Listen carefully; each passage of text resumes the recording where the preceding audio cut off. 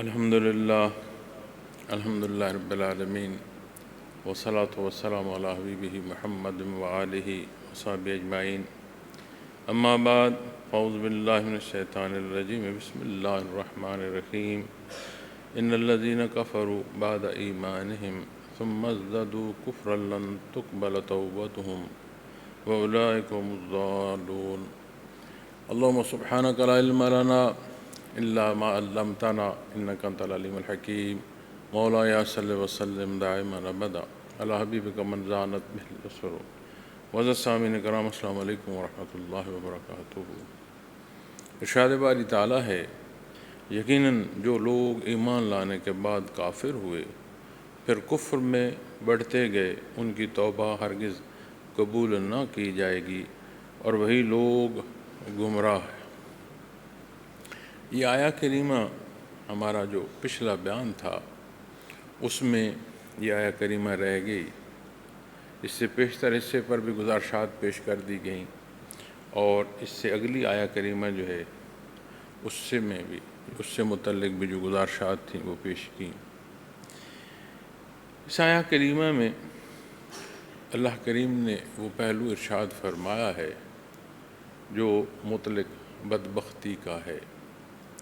ہر برا کام ایک ظلم ہے اور ایک ظلمت پیدا کرتا ہے۔ جو ظلم کر رہا ہے اس ظلمت کا وہ خود بھی شکار ہوتا ہے اور گرد و پیش جو معاشرہ ہے، کل فضا ہے، اس پر بھی اس کا اثر پیدا ہوتا ہے۔ نبی کریم صلی اللہ علیہ وسلم نے ارشاد فرمایا کہ ہر جو غلطی اور گناہ ہے اس گناہ سے قلب پر ایک سیاہ نقطہ یعنی ایک داغ پیدا ہو جاتا ہے۔ اگر برائی کرتا چلا جائے اور توبہ کی طرف نہ آئے تو وہ سیاہ نقطہ پھیلتا چلا جاتا ہے، حتیٰ کل قلب سیاہ ہو جاتا ہے، اور جب کل قلب سیاہ ہو جائے تو پھر مہر ثبت کر دی جاتی ہے، پھر اسے ہدایت نصیب نہیں ہوتی۔ اب یہاں جو بات ارشاد فرمائی جا رہی ہے یہ وہ لوگ ہیں کہ جو ہیں ہی سیاہ قلب، کیوں کفر کر رہے ہیں، شرک کر رہے ہیں۔ اب صاحب ایمان ہونا اتنا بڑا احسان ہے کہ قلب کو وہ نورانیت نصیب ہوتی ہے کہ اس میں سیاہی نہیں رہتی، لیکن کفر یا شرک جو بھی کفر کے پہلو ہیں وہ تمام کے تمام سیاہی اور سختی کا سبب بنتے ہیں۔ دائرہ ایمان میں داخل ہونے کے بعد بطور توارث یعنی پیدائشی طور پر وہ معاشرہ، وہ گھر، وہ ماں باپ نصیب ہوں جو صاحب ایمان ہیں، اور پرورش ہی ایسی ہو کہ اسے نور ایمان نصیب ہو اور اس کے گرد و پیش کا معاشرہ اسلامی ہو، یہ بہت بڑا اللہ کا احسان۔ تب بھی وہ امتحان میں ہے، اس لیے کہ جب وہ اپنے ذاتی اختیار کو پہنچتا ہے تو کس راہ کا انتخاب کرتا ہے۔ بحیثیت مسلمان جب بات گناہ کی آتی ہے تو گناہ گناہ ہی ہے، یہ نہیں ہے کہ صاحب ایمان ہے تو اس کے گناہ کا اثر پیدا نہیں ہوگا۔ گناہ ظلمت ہے جیسے میں نے عرض کیا۔ لیکن وہ لوگ کہ جو ہیں ہی کافر، منکر ہیں، مشرک ہیں، مقابل ہیں، وہ تمام کے تمام سیاہ دل لیے پھر رہے ہیں۔ حالانکہ قرآن و حدیث میں یہ حصہ بڑا واضح ملتا ہے کہ ہر پیدا ہونے والا جو بچہ ہے اس کا دل جو ہے وہ سلیم ہے، وہ فطرت پر ہوتا ہے، اس میں یہ اہلیت ہوتی ہے کہ وہ ایمان کو قبول کرے اور اس پر قائم رہے، یہ اس کی اہلیت ہوتی ہے۔ حدیث شریف میں آتا ہے کہ گرد و پیش کے جو اثرات ہیں، جہاں وہ پلتا بڑھتا ہے، جہاں پر اس کا وقت گزرتا ہے، اس کی افزائش ہوتی ہے، اس کے اثرات اس پر مرتب ہوتے ہیں، اس طرح وہ ڈھلتا چلا جاتا ہے۔ یقیناً گرد و پیش کے جو حالات ہیں وہ بھی اثر انداز ہوتے ہیں، لوگوں کے اور شیاطین کے جو وساوس ہیں، یہ تمام وہ امور ہیں جو اثر انداز ہوتے ہیں۔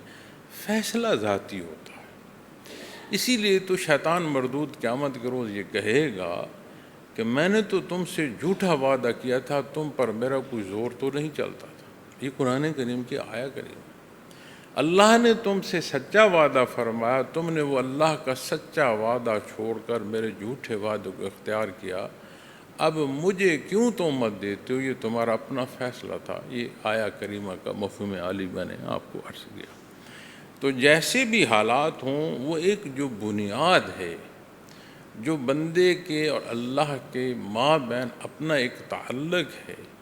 اب یہ الگ بات ہے رب کائنات غفور الرحیم ہے، معاف فرما دے، رحم فرما دے، چونکہ قلوب اللہ کے دستے قدرت میں ایسے ہیں کہ حدیث شریف میں آتا ہے کہ جیسے چٹکی میں کوئی شے ہو، چاہے تو رب کائنات اسے اس طرف موڑ دے، چاہے تو رب کائنات اسے دوسری طرف موڑ دے۔ قرآن کریم ہی وہ حصے بھی تعلیم فرماتا ہے کہ جسے یہ جو امتحان گاہ میں ہے اسے اختیار کرنے کی ضرورت ہے، یعنی اِنَّا هَدَيْنَاهُ السَّبِيلَ اِمَّا شَاكِرًا وَإِمَّا كَفُورًا۔ یہی اسی طرح انابت سے متعلق بھی متعدد جگہ پر قرآن کریم میں ارشاد فرمایا گیا، جیسے یہدی الیہ من ینیب، کہ ہدایت کے لیے وہ جو انابت ہے، رجوع ہے، خلوص کے ساتھ جو طلب ہے اپنے اللہ رب العالمین کی ذات کی اور اس کی رضا، اس کے قرب کی، اپنی بندگی کے معنوں کو سمجھنے کی، یہ وہ پہلو ہیں جس سے اللہ کریم ہدایت عطا فرمائے۔ اگر اختیار نہ ہو تو پھر دنیا امتحان نہ ہو، اور دنیا امتحان نہ ہو تو پھر جزا و سزا کی بات نہ آئے۔ یہ سارے وہ حصے ہیں جو ایک اصول اور مربوط نظم ہے جو اللہ رب العالمین نے قائم فرمایا۔ اب یہاں جو ارشاد فرمایا جا رہا ہے کہ یقیناً جو لوگ ایمان لانے کے بعد کافر ہو، اب یہاں ان لوگوں کی بات کی جا رہی ہے جنہیں نور ایمان نصیب۔ اب ایسی مثالیں بھی موجود ہیں کہ جہاں ارتداد ہے، یعنی مرتد ہو گئے۔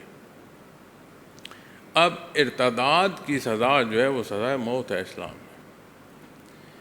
لا اکراہ فی الدین، دین میں آنے میں کوئی پابندی نہیں، لیکن دین اختیار کر کے جو ارتداد کرتا ہے اس میں بے شمار پہلو ہیں۔ ایک اعتراض یہاں یہ بھی اٹھتا ہے کہ ارتداد کی سزا ہے اور جو ہے بے دین اس پر سزا نہیں ہے کہ وہ دین پر کیوں نہیں ہے، اسے اختیار ہے کہ وہ جو مرضی ہے دین اختیار کرے، تجاوز نہ کرے۔ دین کے اختیار کرنے میں کسی پر سختی نہیں ہے، تو جب اختیار کرنے پر سختی نہیں ہے، کوئی دوسرا دین چھوڑ کر آتا ہے، دین اسلام اختیار کرتا ہے، تب خیر ہے۔ لیکن جب دین اختیار چھوڑتا ہے، دین اسلام چھوڑتا ہے، یہ اختیار استعمال کرتا ہے، تو پھر مرتد کہلاتا ہے، پھر سزا کا مستحق ہو جاتا ہے۔ تو اس میں علماء کرام دو حصے بیان فرماتے ہیں۔ ایک حصہ وہ کہ جو کفار نے اور مشرکین نے ایک ساز باز کی تھی۔ قرآن کریم کی آیا کریمہ میں یہ ہے کہ صبح کو ایمان لے آؤ اور شام کو انکار کر دو۔ اس سے یہ جو ایمان لا چکے ہیں یہ متزلزل ہو جائیں گے۔ انہوں نے یہ کوشش کی کہ مسلمانوں کو اس طرح بہکایا جائے کہ انہی کے ساتھ ایمان لائیں اور یہ محسوس کریں کہ یہ ہمیں میں سے ہیں، پھر بہدے اعتراض اٹھائے جائیں اور پھر واپس انکار کیا جائے، اس سے یہ متزلزل ہو جائیں۔ اب یہ سارا عمل ایسا ہے کہ جو کسی دنیاوی قانون میں بھی جو دین اسلام کے حکم کو نہیں مانتا اور دنیاوی اسلوب یعنی کسی بھی ریاست کی جو بغاوت ہوتی ہے اس کی سزا کیا ہے؟ کوئی ریاست آپ اسے اسلامی ریاست نہ کہیں، کوئی ریاست کہہ دیں، کسی ریاست میں جو بغاوت کی جاتی ہے اس کی سزا کیا ہے؟ ہر ریاست میں بغاوت کی سزا موت ہے۔ اب یہ فساد پیدا کر رہے ہیں مقابل انداز ایسا ہے کہ میدان کارزار نہیں ہے، منافقت ہے۔ ایک حصہ یہ بیان فرمایا گیا کہ یہ پوری کوشش کی گئی اور اس کی قرآن کریم میں آیا کریمہ میں بھی یہ حصہ ارشاد فرمایا گیا۔ دوسرا حصہ وہ بیان فرماتے ہیں، وہ فرماتے ہیں کہ مذاہب باطلہ یعنی جھوٹ پر ہونا اور بات ہے، اور جھوٹ سے سچ پر آنا، حق پر آنا، اور حق کا پھر انکار کرنا، باطل کو چھوڑنا اور بات ہے اور حق کو چھوڑنا اور بات ہے، یہ باطل کو چھوڑنے جیسی نہیں ہے۔ تو یہاں جب ارشاد فرمایا جائے کہ جو لوگ ایمان لانے کے بعد کافر ہوئے پھر کفر میں بڑھتے گئے، اس لیے کہ قرآن کریم میں کچھ پچھلی جو آیات کریمہ ہیں اس میں یہ ارشاد فرمایا گیا کہ جو ایسا عمل کرتا ہے اس پر اللہ کی لعنت، اللہ کے فرشتوں کی لعنت، انسانوں کی لعنت۔ اور اس میں نے عرض کیا تھا کہ صرف مسلمانوں کی نہیں یہ بات رکے گی، قیامت کے دن جب سزا ہو رہی ہوگی تو کل انسانیت ہر برائی پھیلانے والے پر لعنت کر رہی ہوگی کہ کاش یہ نہ ہوتا تو شاید میں بچ جاتا۔ اپنے فیصلے پر بات نہیں کر رہے ہوں گے لیکن دوسروں کے لیے ضرور کہہ رہے ہوں۔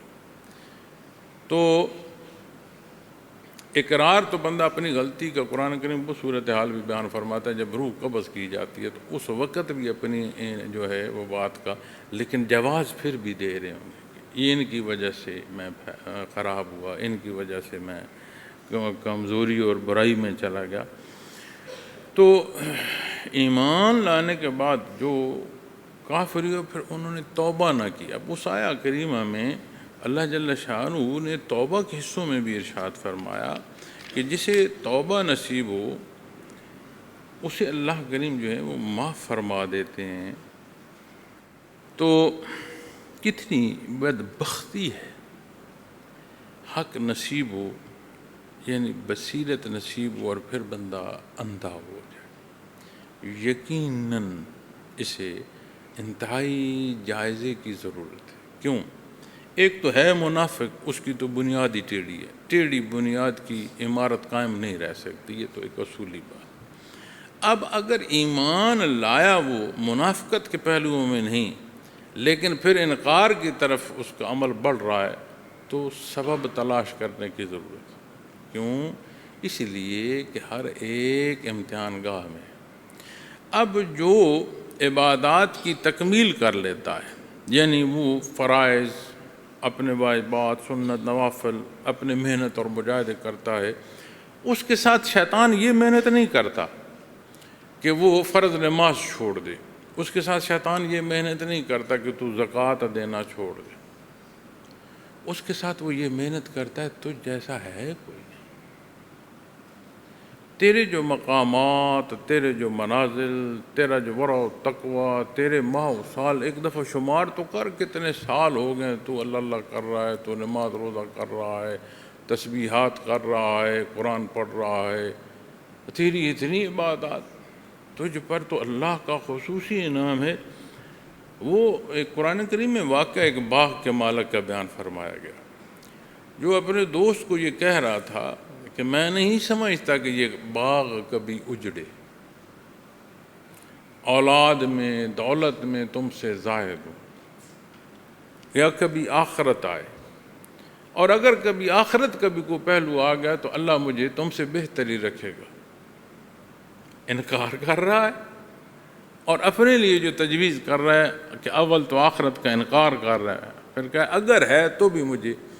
اب آپ مجھے بتائیں، تعلق مع اللہ ہو اور بندہ منکر ہو، تعلق مع اللہ ہو اور انانیت اور میں آ جائے، کیا یہ دو باتیں اکٹھی ہو سکتی ہیں؟ تو سمجھ آنا چاہیے کہ یہ جو محنت اور مجاہدہ عبادات کا اختیار کرنا نصیب ہوا یہ بھی اللہ کی طرف سے انعام ہے اور اس کا احسان ہے، اس پر جو چل رہا ہوں یہ بھی اسی کا انعام ہے، اس پر قائم رہوں اور پھر خاتمہ بالایمان ہو یہ بھی اسی کے کرم سے ہو۔ جو ذات داخل ہوتی ہے تو وہ ذات امتحان بن جاتی ہے۔ اسی لیے مشائخ نے بیان فرمایا اور صوفیاء نے اس موضوع کو بیان فرمایا، اور اکثر اس پہلو کو تربیتی حصوں میں خود عرض کرتا ہوں کہ صوفی میں، بالخصوص صوفی میں جو کمزوری سب سے آخر جا کر نکلتی ہے وہ ذات ہے، انا ہے۔ شیطان یہ نہیں کوشش کرتا اب جو نفل پڑھ رہا ہے وہ فرض کیسے چھوڑے گا، جو صدقات نافلہ دے رہا ہے وہ زکوٰۃ کیسے چھوڑ دے گا، وہ اپنی انہی عبادات میں رہے گا، بازار میں جائے گا اپنی حدود کا خیال کرے گا، لین دین کی بات آئے گی جائز ناجائز دیکھے گا، لیکن کیا اس تمام کے ساتھ یہ جائز ہو جائے گا کہ وہ یہ گمان کر لے کہ مجھ جیسا عبادت گزار کوئی نہیں؟ کیوں؟ انا کی تقویت۔ تو کیا وہ حدیث شریف یاد نہیں ہے؟ جو سزا والے 3 لوگ ہیں جن کا حساب سب سے پہلے ہوگا، جنہیں سزا دی جائے گی، کیا ان میں وہ شامل نہیں ہیں جسے اللہ نے ارشاد فرمایا کہ میں نے تجھے قوت دی، تجھے جو کچھ دیا، حیات دی، تو نے کیا کیا؟ عرض کرے گا بار اللہ تو نے حیات دی، تو نے قوت دی، میں نے ساری زندگی تیری عبادت میں صرف کر دی، وہ قوت، یہ وجود، یہ عطا ساری میں نے تیری عبادت میں صرف کر دی۔ تو کیا اللہ نہیں ارشاد فرماتے؟ تو چاہتا تھا کہ لوگ تجھے عبادت گزار کہیں، اور لوگوں نے تجھے کہا تو بڑا نیک ہے، صاحب ورع و تقویٰ ہے، اب تیرا یہاں کوئی حساب نہیں، سزا ہو جائے۔ تو یہ وہ حصے ہیں جن کا خیال ہمیں اپنی اس زندگی میں رکھنا ہے جس پر حساب ہونا ہے۔ اس زندگی سے پہلے حساب نہیں، برزخ میں کیا حالات پیش آ رہے ہیں اس پر حساب نہیں ہے۔ قیامت کا دن بتایا جا رہا ہے نا، اس میں حیات بتائی جا رہی ہے، اس میں حالات بتائے جا رہے ہیں، اس میں پریشانیاں بتائی جا رہی ہیں، اس میں مسرت بتائی جا رہی ہے۔ ایسے حالات بھی بیان فرمائے گئے ہیں کہ جب سور پھونکا جائے گا اور مخلوق خدا زمین سے اٹھے گی، زمین نگل دے گی، تو ایسے لوگ بھی قرآن کریم میں بیان فرمائے گئے جن کی قبروں پر فرشتے آ کر انہیں کہہ رہے ہوں گے کہ تم نے آج گھبرانا نہیں ہے، تمہارے لیے کوئی پریشانی نہیں۔ قرآن کریم کیا آیا؟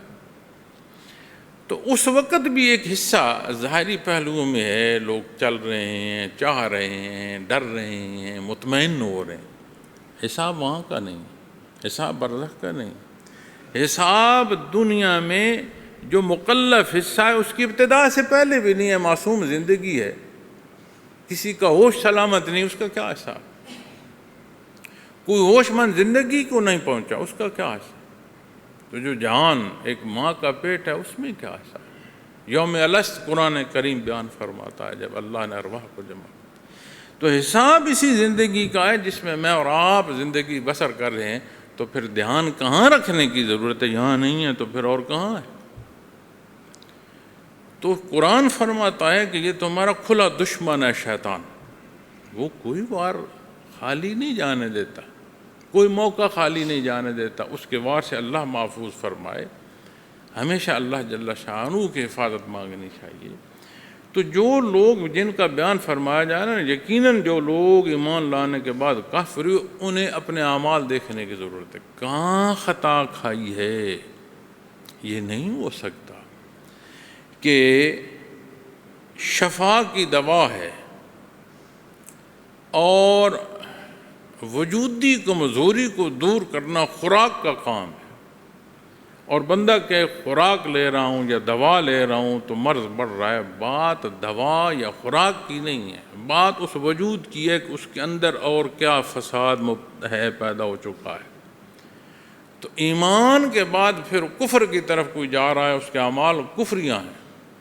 ایک تو ہے نا کلی انکار، ایک ہے اقرار اور اس کے ساتھ عمل کی صورت میں انکار۔ یعنی آپ مثال لے لیں، کوئی والد اپنے بیٹے کو کہتا ہے کہ بیٹا پانی لے آؤ، وہ کہتا ہے جی ابا جی لے آتا ہوں، نہ اپنی جگہ سے اٹھتا ہے نہ لینے کی تگ و دو کرتا۔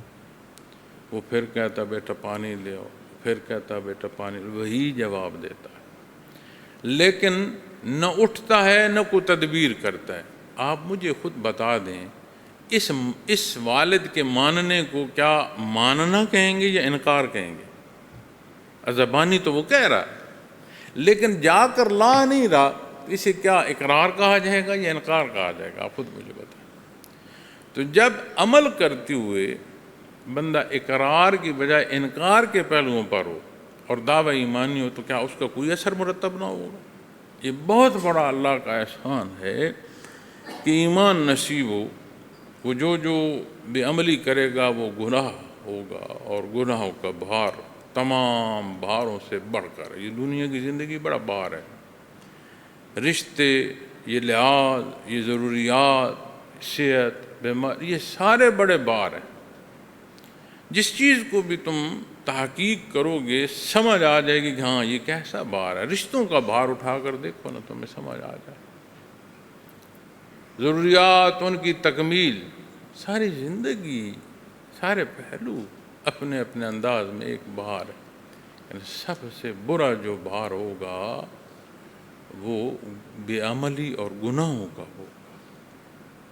اس کی بات تو ختم، جو بے ایمان گیا اس کا تو فیصلہ ہو چکا، وہ تو سیدھا سیدھا دوزخ ہے، اس نے تو اپنی اس حصے میں جانا ہے کہ اس کا کون سا مقام جو ہے سزا کا ہے، اس نے تو اس تقسیم میں جانا ہے کہ وہ کون سے اور لوگ ہیں جو اس جیسے ہیں، اس نے تو اپنے اسی حساب میں اس طرح۔ اس کی بات تو حساب کتاب کی کیا ہے کہ اس نے بچنا ہے یا نہیں بچنا، اس نے تو اپنی ظلمت کو ثبت کر لیا، مہر کو۔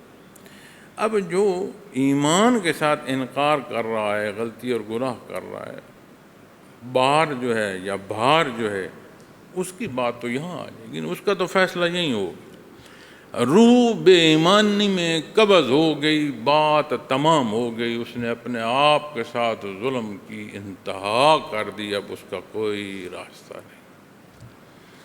اور اللہ معاف فرمائے، صاحب ایمان جب یہ سوال کرتے ہیں کہ کیا اس کے ساتھ زیادتی نہ ہو گئی کہ عمل تو 60 سال غلط کیے، سزا ہمیشہ کی، اور دکھ ہوتا ہے کہ کیا اتنا بھی اپنے اللہ پر اعتبار نہیں؟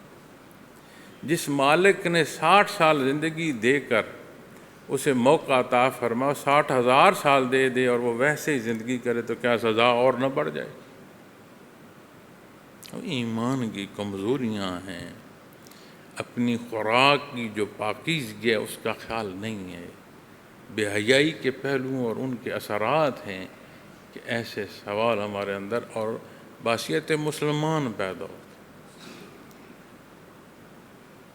مالک کائنات جب ارشاد فرماتا ہے اللہ کسی کے ساتھ ظلم نہیں کرتا،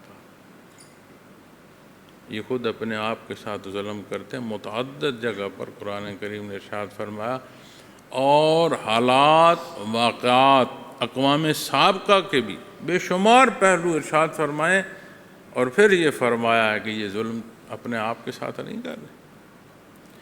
تو معزز سامعین کرام، جب جائزہ لیں گے تو یقیناً خرابی نکلے گی۔ اب اس کی اقسام ہو سکتی ہیں، ہم اقرار کرتے ہیں، اس اقرار کے ساتھ ہمارے معاملات میں اب جو فرائض ہیں، سب سے بڑا حکم نماز کا ہے، اور قرآن فرماتا ہے نماز برائی اور بے حیائی سے بچاتی ہے، برائی اور بے حیائی سے بندہ دور ہو جاتا ہے، تنہی عن الفحشاء والمنکر، الگ کر دیتی ہے۔ نماز بھی ہو اور بے حیائی بھی ہو، اس میں پھر سوچنا ہے کہ نماز ہے صحیح، چونکہ اگر نماز ہے تو پھر برائی یا بے حیائی نہیں ہے، یہ تو قرآن نے فیصلہ دیا۔ اجر اور ثواب آخرت کا کتنا ہے، اللہ کتنا عطا فرمائے گا۔ بندہ اپنی جرت کے مطابق عمل کر رہا ہے، اپنی کمزوریوں کے ہوتے ہوئے، اپنی وہ جو بے دھیانیاں اور باریکیاں ایک دفعہ سوچے نا، اس کا عمل کتنی کمزوریوں سے جڑا ہے، لیکن جب عطا کی بات آتی ہے تو رب العالمین اپنی شان سے عطا فرماتا ہے، اس کا افزانہ ہمارے عمل کی نسبت سے نہیں ہے، اس کی شان کی نسبت ہے۔ اور قرآن فرماتا ہے غلطی پر سزا اتنی ہے جتنی کوئی کرتا ہے، نیکی پر اجر زائد ہے، یہ قرآن فرماتا ہے۔ اب زائد جو اجر ہے اسے آپ 7 کہیں، 10 کہیں، 700 بار کہیں، یا 700 سے بھی زائد کہیں، یہ سارے وہ حصے ہیں جو احادیث میں بیان فرمائے گئے۔ اب جب بات آئی نماز کی اور بے حیائی کی، یہ دو اکٹھے نہیں ہو سکتے، تو کیا پھر نمازی کو نماز دیکھنے کی ضرورت نہیں؟ کیا نماز ادا کرنے کے لیے اس کی جو نیت، جو شوق، جو جذبہ ہے وہ کیسا تھا، وضو اس نے کیسا کیا، جگہ، اس کے کپڑے، اس کا وجود، وہ پاکیزگی کیسی رہی، طہارت کیسی تھی. پھر اس ادا کرنے میں جو ادا کر رہا ہے، جو اللہ کے حضور عرض کر رہا ہے، اس تمام میں جو عمل ہے، اس میں جو ادائیگی ہے، ان تمام ادائیگی اور اعمال کے پیچھے جو خلوص فی النیت ہے وہ کیا ہے؟ یہ سارے حصے تکمیل پر ہیں. کہیں ایسا تو نہیں آ گیا کہ لوگ کہیں کہ اس جیسا نمازی کوئی نہیں، کتنے سجدے سے نصیب، کتنا اچھا انداز ہے اس کی عبادت کا. اب سارے حصے تکمیل ہو گئے. جب یہ خیال آ گیا تو پھر اس کا مطلب ہے کہ اطلاق واپس نیت کی باریکیوں تک چلا گیا. تو نیت تو بنیاد ہے. تو جب انانیت آ گئی، ذات کی طرف بات آ گئی کہ مجھ جیسا عبادت گزار کو نہیں، اور مخلوق مجھے کہے بڑا نیک ہے، تو مالک نے اس لیے حکم فرمایا تھا. تو واپس وہ اس نیت پر ایسا اثر پیدا کر گیا کہ ہر شے کی بنیاد اکھیڑ کر اس نے رکھ. ظاہراً سارے اعمال درست، تو پھر بے حیائی کیسے جائے گی؟ اسی طرح ایمان کے بعد کفر کی طرف جو گامزن ہے، وہ بھلے کو بہت بڑا پتھر اپنی کشتی میں نہیں رکھ رہا، کنکر جوڑ رہا ہے، لیکن کنکر جوڑتے جاؤ، صغیرہ گناہ کرتے جاؤ، آخر کبیرہ جتنا وزن وہ ہو جائے گا، وہ کشتی ڈبو دے. تو دنیا امتحان ہے. اس امتحان میں ہر شے کا خیال رکھنا ہے. اللہ رب العالمین مہربانی فرمائیں، غلطیوں اور گناہوں سے محفوظ فرمائیں. یہ اس کا احسان ہے کہ اللہ کریم نے ہمیں پیدائشی طور پر ایسے ماں باپ، ایسا خاندان، ایسا معاشرہ عطا فرمایا کہ دینی امور کا سمجھنا، ان پر عمل کرنا، ہمارا گرد و پیش ہی ہمیں تقویت دیتا چلا جا رہا ہے. کتنا احسان ہے اللہ. تو پھر ایمان لانے کے بعد کافر ہو، تو یقیناً جنہوں نے دھوکہ دیا وہ منافق اپنی منافقت پالے. جنہوں نے ایمان لائے لیکن پھر برائی اور بے حیائی ایسی راہ کا انتخاب کیا کہ آہستہ آہستہ آہستہ آہستہ حق سے دور ہو گئے، اور ان کے قلوب کی سیاہی بڑھتی گئی، آخر مور ثبت ہو گئی. کبھی حیا نہیں، انہوں نے بھی اپنے ساتھ ظلم کیا. اور اس میں نے عرض کیا، ایک تو سیدھی سیدھی غلطی ہے، ایک بڑی پنہاں ہے کہ مجھ جیسا عبادت گزار کو نہیں. اور یاد رکھیے گا، شیطان جو عبادت پابندی کرتا ہے اس پر یہ کوشش نہیں کرتا کہ عبادت چھوڑے، اس پر وہ کوشش کرتا ہے جس سے اس کی پوری نیت ہل جائے. اور جب نیت ہل جاتی ہے تو پوری عمارت منہدم ہو جاتی ہے، کیونکہ یہ بات جا کر سیدھی بنیاد کو اثر کرتی ہے. اور کفر میں بڑھتے گئے، ان کی توبہ ہرگز قبول نہ کی جائے گی.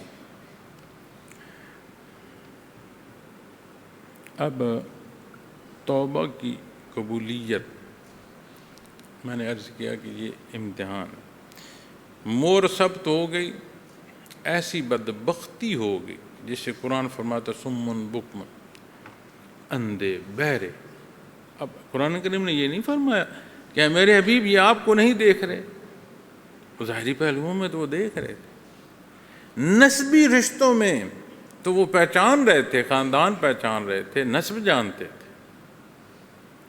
لیکن وہ جو ایمانی کیفیت اور جو درجہ رسالت ہے، اس درجے کے منکر تھے کہ قرآن نے انہیں اندھا فرمایا ہے. جو حق کو نہیں دیکھ سکتا وہ نہیں دیکھ رہا. قرآن بیان فرماتا ہے نا کہ آخرت میں اندھا پیدا کیا جائے گا ان لوگوں کو، اور یہ اللہ کو عرض کریں گے یا اللہ دنیا میں تو میں دیکھتا تھا، تو میں آج اندھا مجھے تو نے کیوں پیدا فرمایا؟ وہ فرمائے گا اس وقت تو حق نہیں دیکھتا تھا، حق کے مقابل تیرا اندھا پن تھا، پھر تیری سزا یہی ہے کہ آج تو اندھا پیدا ہو.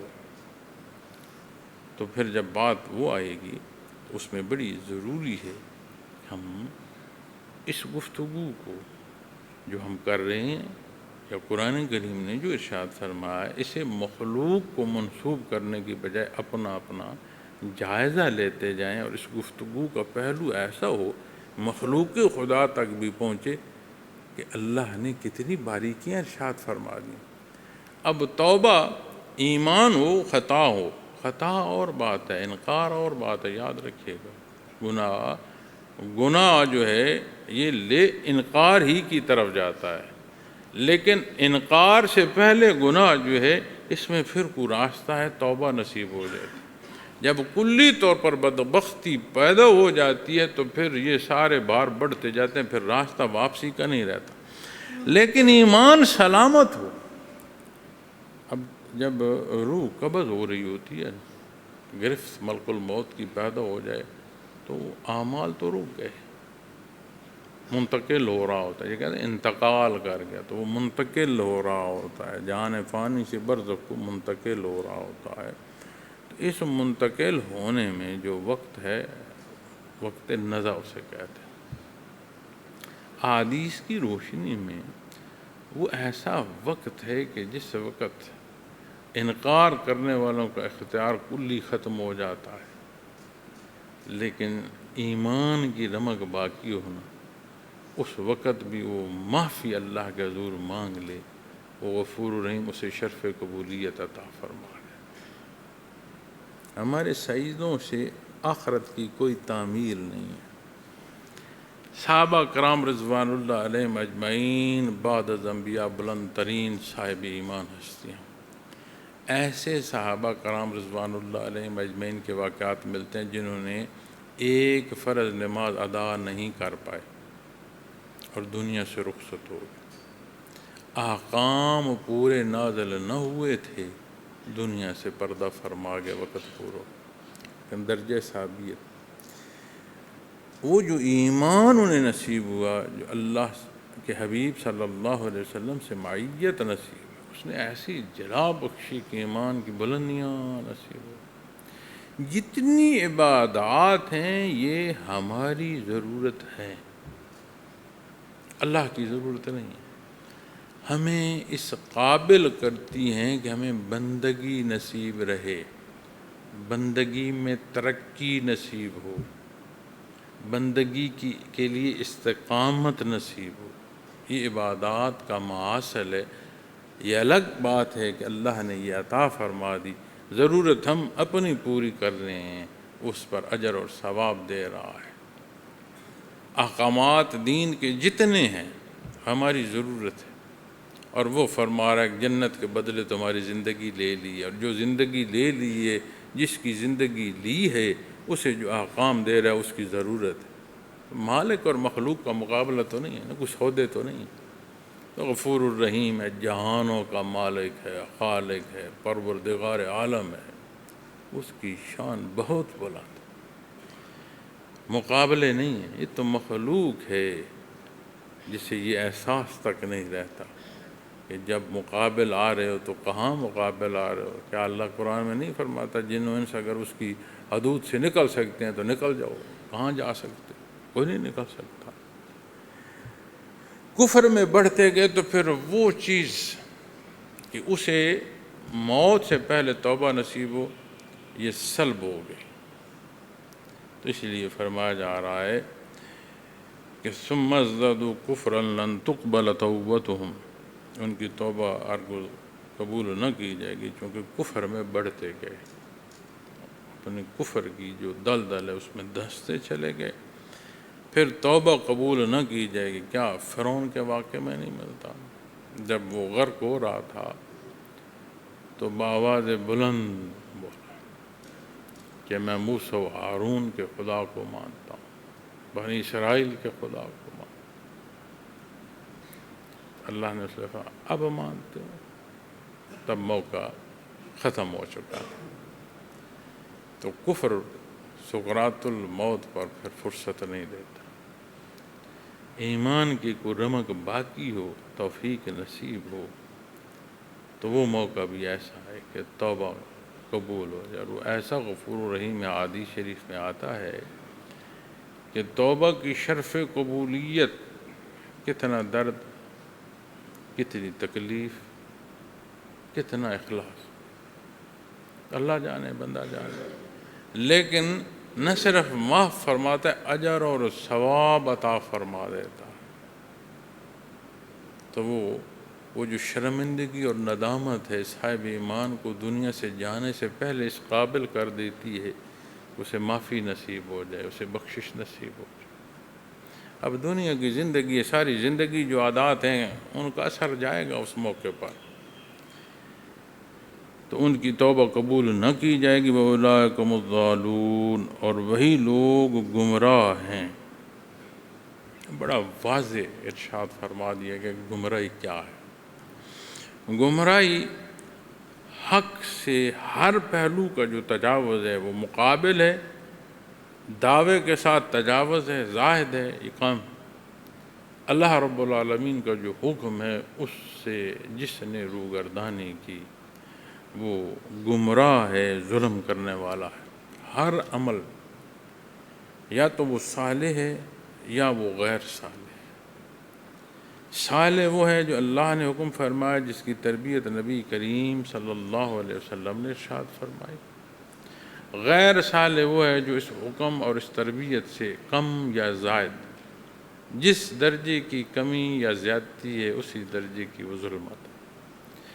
آج اگر کوئی یہ کہے کہ قرآن کریم موجود ہے اور آج کی یہ جو جدت ہے اس میں ایک یہ فتنہ پیدا کیا جا رہا ہے، جان بوجھ کر اس بات کو اچھالا جا رہا ہے کہ جب قرآن موجود ہے تو پھر مولوی صاحب کی کیا بات ہے، پھر یہ جو مدارس ہیں ان کی کیا ضرورت ہے۔ اتنی جدت ہے کہ آپ اس جدت سے الفاظ کے شمار، ان کا استعمال، کتنی دفعہ قرآن کریم میں کس لفظ کو بیان فرمایا گیا، ساری تحقیقات جو ہیں آپ ایک کمپیوٹر سے ایک کلک سے آپ حاصل کر سکتے ہیں۔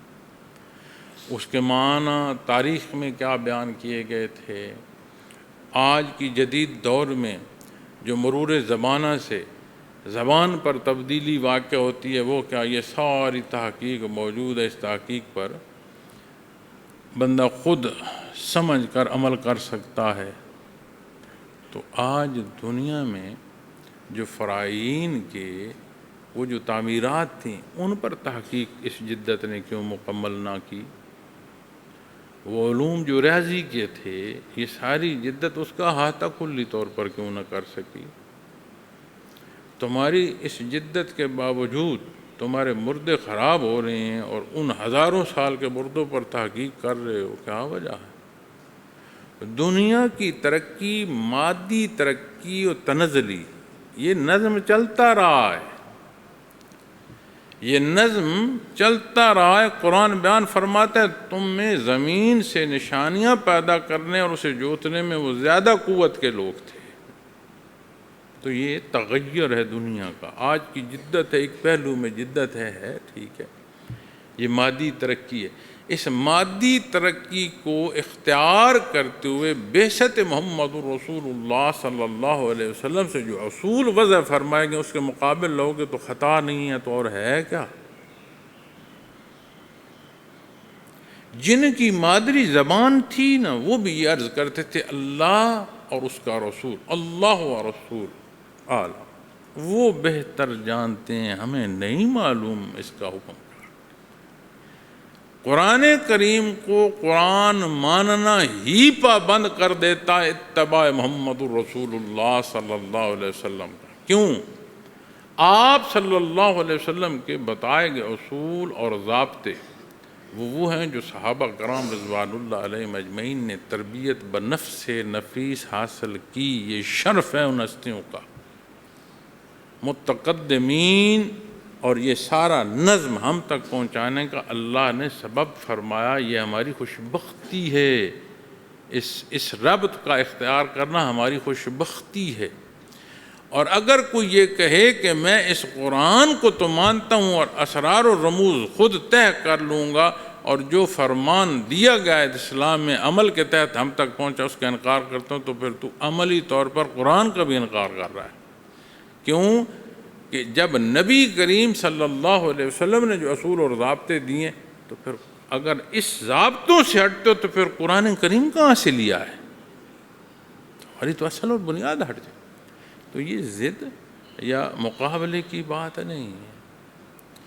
جتنی محبت، جتنا شوق بندگی کا نصیب ہوگا، یعنی قوت ایمانی پر انحصار ہے، اتنا متلاشی ہوگی، اتنا تحقیق کرو گے، ہر فرمان پر ڈھونڈو گے کہ نبی کریم صلی اللہ علیہ وسلم نے کیا ارشاد فرمایا، کیا اختیار فرمایا، کن حدود کے تجاوز سے روکا اور ہم تک یہ کیسے پہنچی. تو متلاشی ہو جائے گا، مقابل نہیں ہے.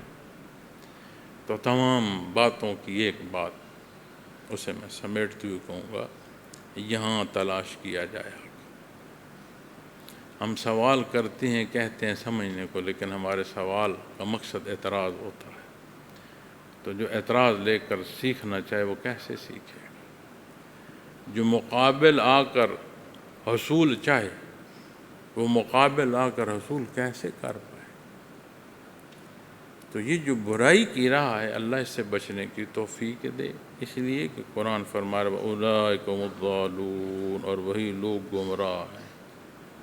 اللہ کریم معاف فرمائے غلطیوں اور گناہوں کی، توبہ نصیب ہو وہ معاف فرما دے، نیکی ورع تقوی زندگی میں نصیب ہو، ایمان کی زندگی اور خاتمہ بالایمان نصیب ہو. وآخر دعوانا الحمد للہ رب العالمین.